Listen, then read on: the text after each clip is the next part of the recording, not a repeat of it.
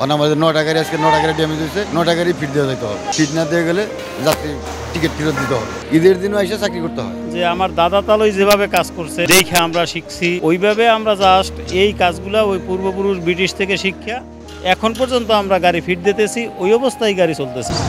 রেলগাড়ি হাজারো মানুষের যাত্রার ভরসা, কিন্তু জানেন কি এই ট্রেন সচল রাখতে দিনরাত কাজ করেন কিছু মানুষ, যাদের গল্প আমাদের অনেকেরই অজানা। সকালে চেক দিছি, আপনার 9টা গাড়ি ড্যামেজ হয়েছে।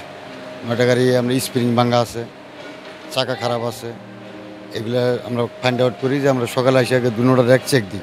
সুইং অ্যাঙ্গেল রাবার খারাপ থাকে, তারপরে রাবার সাবস্টেশন ব্লক খারাপ থাকে, তারপরে বাবার শ্যাং নষ্ট হয়, তারপরে আপনার ব্রেক ব্লক খারাপ থাকে, এগুলো সব এনে আইনা লিফট দিয়ে কাজ করা হয়, সব খাতেই কাজ করা হয়। বর্তমান বিশ্ব যখন আধুনিকতার স্পর্শে লাগামহীনভাবে ছুটছে, সেখানে ট্রেনের ওয়ার্কশপের কারিগররা দক্ষ হাতের স্পর্শে ট্রেনকে রাখছেন সচল।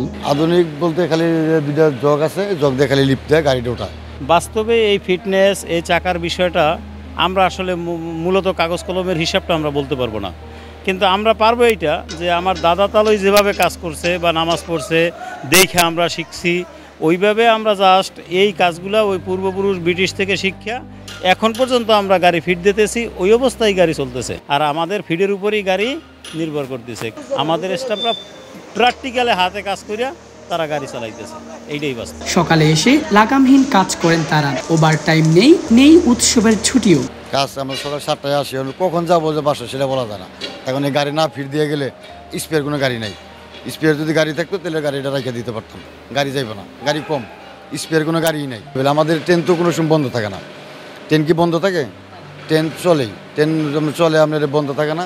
ঈদের দিনও এসে চাকরি করতে হয়, আমাদের কোনো বন্ধ নাই, সুযোগ সুবিধা নাই, আপনার চাকরি করতেই হবে। যেহেতু আমার ট্রেন চলবো এ পর্যন্ত আমাদের চাকরি। অনেকেই চাকরির সুবাদে এই সেক্টরে আসলেও কষ্ট অধিক দেখে চাকরি ছেড়ে চলে যান। এগুলো এই কাজ পরিশ্রমের কাজ দেখতেছেন তো, কালিগুলির কাজ, এগুলো ধুলা বালু গড়াগড়ি করা লাগে। তারা বেশিরভাগ পোলাপান শিক্ষিত পোলাপান আসছিল, এরা চলে গেছে রেলের থেকে। এগুলো যে পরিশ্রমের কাজের দরকার বেশি, এগুলো যারা পরিশ্রম করতে পারে, খেতে খামারে কাজ করতে পারে, এগুলো তাদের দরকার। ওয়ার্কশপের জায়গা আমাকে ক্যারিজের থেকে ওয়ার্কশপে চলে যায়, এরা ওয়ার্কশপের সুযোগ সুবিধা বেশি। আপনি ঈদের প্রতি 8-9 দিন বন্ধ পায়, আমাদের বন্ধ নাই, তাদের বন্ধ আছে। বেশিরভাগ পোলাপান গেছে ওয়ার্কশপে।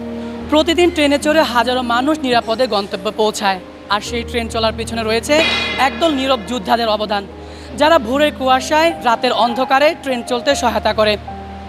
ফাহিম মুনতাসির, দেশকাল নিউজ, ঢাকা।